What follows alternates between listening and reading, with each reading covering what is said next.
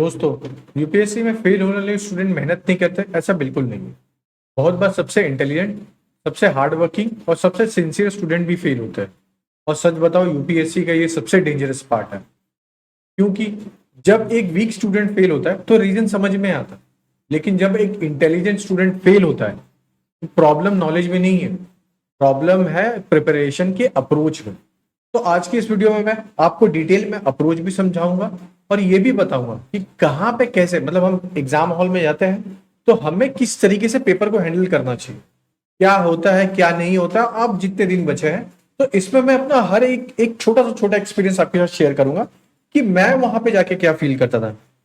जैसे क्या होता था, मैं एक रीजन बताता हूँ फेल होने का। हमारे पास सब, हमें क्या लगता है कि मैं हार्ड वर्किंग किया हूँ, मैं इंटेलिजेंट भी हूँ, मैं नॉलेज भी हूँ, नॉलेजेबल भी हूँ और मेरा टेस्ट में नंबर भी अच्छा है ना। ऐसा हुआ भी, एक दो लोग के साथ तो हुआ भी होगा, मुझे भी पता है, मेरे साथ भी हुआ था, आपके साथ भी हुआ होगा। तो होता क्या है कि जब हम एग्जाम दे के आते हैं हम फेल हो जाते हैं, फिर ऐसा लगता है कि यार मैंने तो सब किया था, इस बार मैंने टेस्ट भी दिया, इस बार मैंने सब कुछ किया, तो भी मैं फेल क्यों हो रहा हूँ। उसके पीछे सबसे बड़ा रीजन क्या था कि मैंने इस एग्जाम के अप्रोच को समझा नहीं, है ना। कि मैंने यूपीएससी को समझा नहीं, मेरे को लगा ये इन्फॉर्मेशन एग्जाम है, मुझे सब याद है, मैं फिल्टर कर रहा हूं अपनी एबिलिटी को। अब बात ये होती है कि जब तक आप कॉन्सेप्ट और एलिमिनेशन पे काम नहीं करोगे ना, तब तक ये समझ में ही नहीं आएगा। होता क्या है कि यूपीएससी आपके साथ टेस्ट क्या करता है, यूपीएससी आपका कॉन्सेप्ट क्लियरिटी देखता है ना। ये नहीं देखता आपके पास नॉलेज कितना है, वो देखता है क्या आपके पास जो नॉलेज है वो अप्लाइड नॉलेज है कि नहीं। दूसरी चीज कि डिसीजन मेकिंग होता है ना, कभी कभी जब हम पेपर देने जाते हैं, अगर किसी ने एक दो अटेम्प्ट दिया तो उनको समझ में आएगा मैं क्या बोल। जब हमारे पास लास्ट का 30 मिनट्स या फॉर एग्जाम्पल लास्ट का 5 मिनट बचा होता है, तो पैनिक में हम क्या करते हैं, 10 क्वेश्चन देखते नहीं है, ये होगा ये होगा ये होगा ये होगा ऐसे करके बबल भर के आ जाते हैं। और फिर क्या करते हैं, हम उसको अटेम्प्ट में काउंट कर लेते हैं कि मैंने 90+ अटेम्प्ट कर लिया, मैंने 85+ अटेम्प्ट कर लिया। ये होता है, मेरे साथ तो होता था भाई। लास्ट का 5 मिनट बचा था मैं कुछ भी बबल भर के आ जाता, क्योंकि मेरा अटेम्प्ट कम हो जाता। और बहुत बार जो नए नए लोग होते हैं ना, जब नए नए बार एग्जाम देने जाते हैं, तो स्पेसिफिकली फर्स्ट अटेम्प्ट और सेकंड अटेम्प्ट वाले, अभी तो उनके 60 से 70 क्वेश्चन ही अटेम्प्ट होते हैं इस 2 घंटे में। अब 60 to 70 क्वेश्चन अटेम्प्ट होते हैं और उनको लगता है कि अब पैनिक मोड में आ जाता है, क्योंकि किसी यूट्यूबर्स ने आके बोला है कि 80 के ऊपर तो क्वेश्चन होने चाहिए, 85 के ऊपर तो क्वेश्चन होने चाहिए। उस पैनिक में वो और गलत करके आते, पहले गलत तो थे ही, अब और गलत करके आते। फिर क्या, एलिमिनेशन एबिलिटी। अब एलिमिनेशन एबिलिटी एक रॉकेट साइंस नहीं है, बहुत नॉर्मल सा कॉन्सेप्ट है। लेकिन हम कहां पे गलती करते हैं ये मैं अभी थोड़ी देर में आपको बताऊंगा कि एलिमिनेशन ये जो चीज है ना, ये यूज कैसे करनी है और कब करनी, किस तरीके से करनी है, ये मैं भी आपको बताऊंगा। खुद का एक एक्सपीरियंस दूंगा उसमें, तो आपको और अच्छे से अंडरस्टैंडिंग होगी। और उसके बाद इंटरलिंकिंग टॉपिक्स, वो बहुत जरूरी होता है। ये क्यों जरूरी होता है, आपने पॉलिटी पढ़ा, आपने प्रेसिडेंट और गवर्नर की पार्डनिंग पावर पढ़ी, आपने सब पढ़ लिया। अब पढ़ने के बाद आपको ये नहीं समझ में आ रहा है कि इसकी पार्डनिंग पावर कौन सी है, उसकी पार्डनिंग पावर कौन सी है। तो अब कैसे, आपको क्या फिर से पूरी लक्ष्मीकांत पढ़ना है? नहीं, आपको उस टाइम पे करंट अफेयर की मदद लेनी है। करंट अफेयर से जब आप लिंक करके पढ़ोगे ना स्टैटिक को, तुरंत क्लिक हो जाएगा, फिर कोई मिस्टेक्स ही नहीं होती है ना। अब होता क्या है कि हमारे साथ अभी मेरे साथ भी ये होता था कि एक तो पहली बात तो यूट्यूब पे कोचिंग इंडस्ट्री अब चालू हो जाएगी, सबका मैराथन चालू हो जाएगा। अब हम मैराथन देखना चालू कर देंगे, सबने पीडीएफ देना चालू कर दिया, अब पीडीएफ को पढ़ना चालू कर देंगे। फिर एंडलेस करंट अफेयर है भाई, जिस चैनल का खोलो उस चैनल पे कोई ना कोई करंट अफेयर मिल जाएगा, हम उसको भी करने बैठ जाते हैं। फिर क्या है, रिजल्ट क्या हो जाता है, इसमें कंफ्यूजन में क्रिएट हो जाता है कि मैंने करंट अफेयर कर लिया, मैंने कोचिंग के सब वीडियो देख लिए, सब कुछ कर लिया, मगर तब भी मेरा नहीं निकल रहा है। मैं एक सच्चाई बताता हूँ, एक बहुत अच्छे से, मेरे साथ क्या हुआ था, जब मैं एग्जाम देने का टाइम था और मुझे लगा मैंने सब पढ़ के हो गया, तो मैं क्या करता था, लाइब्रेरी में जाता था, वीडियो चालू करके बैठ जाता था कि आज तो इसका करंट अफेयर आया है, मैं इसके करंट अफेयर को देख के खत्म करूंगा, उसका आया इसको करंट अफेयर को देख के खत्म करूंगा। इस चक्कर में क्या हो गया, मेरा 7 से 8 घंटा दिन में चले जाता सिर्फ वीडियो देखने देखने में। और मुझे ऐसा लग रहा था कि मैं पढ़ लिया सब, मुझे याद है। जब एग्जाम को 1 मंथ बचा ना, मैं बोला अब मैंने सबका पूरा माइंड मैप और सबका सब कुछ मैंने देख लिया, अब मैं जाता हूं एक क्वेश्चन पेपर को सॉल्व करके देखता हूं।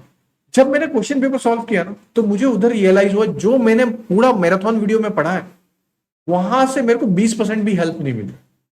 और उस दिन मैं शॉक हो गया कि मैं किस डायरेक्शन में जा रहा हूं। इसीलिए मैं आपको समझा रहा हूं, जब आप मैराथन वीडियो देखते हो ना, तो वहां पे नुकसान आपका है, फायदा सामने वाले का। आपको लग रहा है कि वो 7 से 8 घंटे में मुझे सब बता दिया, लेकिन बिलीव मी वो किसी काम का नहीं होता। आप नहीं विश्वास है तो आप एक बार मैराथन वीडियो देखिए, जो स्पेसिफिकली जो फर्स्ट अटेम्प्ट वाले, जो सेकंड थर्ड वाले उनको समझ में आ जाता है ओवर टाइम के बाद। जो फर्स्ट अटेम्प्ट वाले है ना, वो जाके देखो एक बार, और एक बार टेस्ट देना, टेस्ट जरूर देना, तो वहां से आपको खुद ही पता चल जाएगी आप कितने वीक हो। ऊपर ऊपर से पढ़ा के जाते हैं भाई, और यूपीएससी पूछता है डीप में। मैं बताऊंगा अभी, ये सब चीजें बताऊंगा। अब हम क्या करते हैं, सबसे बड़ी मिस्टेक क्या करते हैं, हम मैराथन में डेली का 8 से 9 घंटा दे देंगे, लेकिन पीवाईक्यू नहीं देखेंगे। क्यों नहीं देखेंगे भाई? पीवाईक्यू देखने में मेहनत लग जाती है। और सबसे बड़ी बात क्या होती है मालूम, जब आप पीवाईक्यू को एनालाइज करते हो ना, उस एनालाइज करते करते जब आपको कोई क्वेश्चन नहीं आता, फॉर एग्जाम्पल कि मुझे क्वेश्चन नंबर 22 नहीं आ रहा है, तो मैं ये सोचता हूं कि मैं इसका आंसर कैसे निकाल सकता हूं। जब आप ये स्ट्रगल करना चालू करते हो ना, तो वहां से ये एलिमिनेशन वाला टेक्निक इंक्रीज होता है, समझे? अब जो आपके पास पूरा टाइम बचा है ना, यहां पे आपको इस एलिमिनेशन वाले, मतलब कॉन्सेप्चुअल क्लियरिटी के साथ साथ आप एलिमिनेट कैसे करोगे वो करना आप चालू कर रहे हैं। अगर चाहते हो सच में कि एग्जाम निकल जाए, तो अब एलिमिनेशन वाले पे काम करना चालू करें। जितनी जल्दी हो सकता है उतनी जल्दी काम करिए। इससे बेनिफिट ये मिलेगा, जब एग्जाम जैसे जैसे पास में आ रहा है, वहां पे और ज्यादा आपकी क्लियरिटी बढ़ेगी, और ज्यादा आप एग्जाम के पास में पहुंचोगे, है ना? तो पीवाईक्यू से सीखिए, ना कि मार्केट से लेके आके विजन आईएएस के, अदर इनसाइट आईएएस के, आईएएस बाबा के। जब आप मार्केट्स में ये सब टेस्ट सीरीज लेके आके सीखोगे ना, तो इससे नुकसान आपका हो जाता है ना? तो इसके लिए जब भी आप करो तो पूरा डिटेल में करो, ओके? अब पैसिव स्टडी करते हैं हम लोग, बोला ना, लेक्चर देखने लग जाते हैं, फिर पीडीएफ है हमने सब हाईलाइट कर दिया है, फिर रिकॉल तो हम करते ही नहीं है। अब रीडिंग कर रहे हैं लेकिन रिटेंशन कुछ नहीं है, रिवीजन कुछ नहीं है, एक्टिव रिकॉल सब कुछ नहीं है, कुछ भी नहीं हो पा रहा है। अब होता क्या, मैं एक क्लियरिटी बताता हूं। सबके पास पीडीएफ होगा, सबने टेस्ट दिया होगा, अब तो सबके पास टैबलेट होता है। अब हम क्या करते हैं कि नॉर्मली ले लेते हैं और सबको पीडीएफ मिल जाती है, मार्केट से इजीली अवेलेबल होती है। उस पीडीएफ में हम टिक मार्क करना चालू कर देते हैं, हाँ ये सही है, ये सही है, ये सही है, हो गया।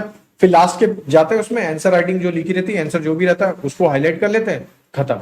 और ये सोच के रखते हैं कि लास्ट के जब 10 दिन बचेगा तब मैं ये करूंगा।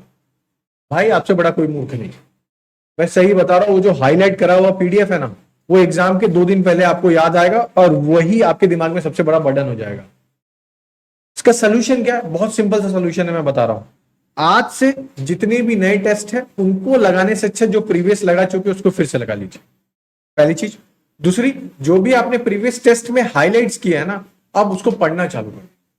तीसरी, भाड़ में गया यूट्यूब, और भाड़ में गया पूरा चैनल, और भाड़ में गया आपका जितना भी नोट्स है।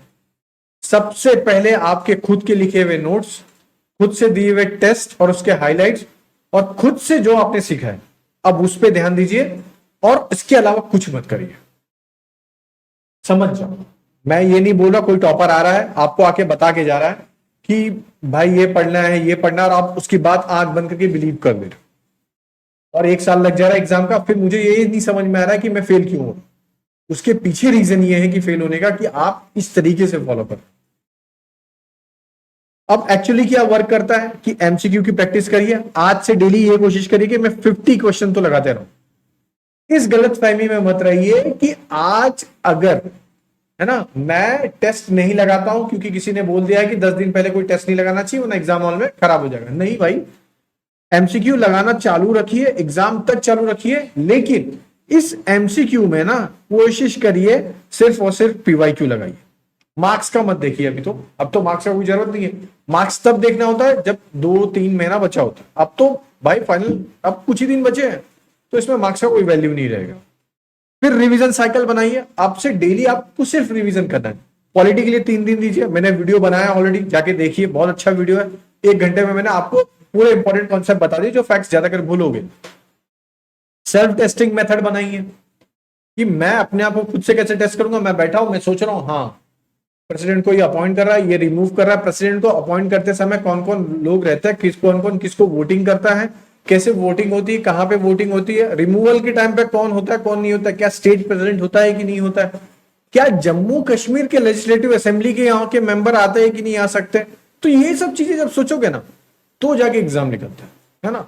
किसी की सुन के नहीं एग्जाम निकलेगा, बिल्कुल नहीं निकलेगा, ये तो कभी मत सोचना कि निकल जाएगा। और लास्ट है एलिमिनेशन प्रैक्टिस, ये मस्ट है। इसके लिए मैं वीडियो लेके आऊंगा, मगर तब जब आप कमेंट करके बताओगे। मैंने पिछली बार लाया था, काफी लोगों को फायदा भी हुआ था, मैं इस बार फिर से ला दूंगा। अब आता है एग्जाम हॉल का सबसे बड़ा पैनिक।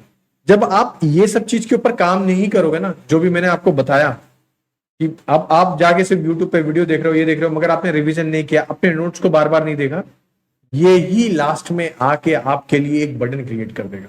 और जब एग्जाम हॉल में आते हो ना, ओवर थिंकिंग करते हैं, पैनिक कर जाते हैं और इमोशनल इंस्टेबिलिटी होती है कि ये क्या बोलेंगे, चाचा क्या बोलेंगे।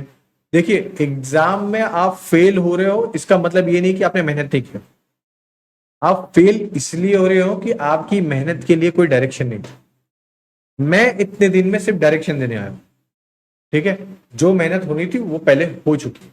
मेरी तरफ से अब ये कोशिश रहेगी कि आप अपनी तरफ से अब क्या क्या चीजें एड ऑन कर सकते हो, क्योंकि मुझे पता है कि लास्ट के 10 से 15 दिन जो होते हैं ना, ये बहुत हेडेक वाले होते हैं। मुझे नहीं पता क्या करना है क्या नहीं करना है, हम दुनिया भर के सब चीज देखते हैं और मेरे साथ भी होता था। इसी के लिए मैं बता रहा हूं कि ये लास्ट के 15 दिन कैसे यूटिलाइज करना है, इसके लिए मैं हूं। दुनिया नहीं खत्म हो रही है, बिलीव मी, यूपीएससी एग्जाम नहीं निकलेगा, दुनिया नहीं खत्म हो रही। अपॉर्चुनिटी बहुत सारी है दुनिया में, ठीक है। नेक्स्ट वीडियो में मैं कोशिश करूंगा कि आपके सामने क्वेश्चन पेपर लेके आऊं, उसमें एलिमिनेशन टेक्निक बताऊं, तो वो ज्यादा बेनिफिट भी करेगा। तो सबसे बड़ी जरूरत है वो। और दूसरा, एग्जाम हॉल के लिए मैं कुछ ना कुछ कर दूंगा, आप टेंशन मत लीजिए। इसके लिए अलग से एक वीडियो मुझे बनानी पड़ेगी, जो बहुत जल्दी आपके सामने आ जाएगी, मगर प्लीज सपोर्ट करिएगा इस वीडियो को। अगर वीडियो अच्छा लगता है ना, तो लाइक शेयर सब्सक्राइब करिएगा। ओके दोस्तों, ऑल द बेस्ट, जय हिंद।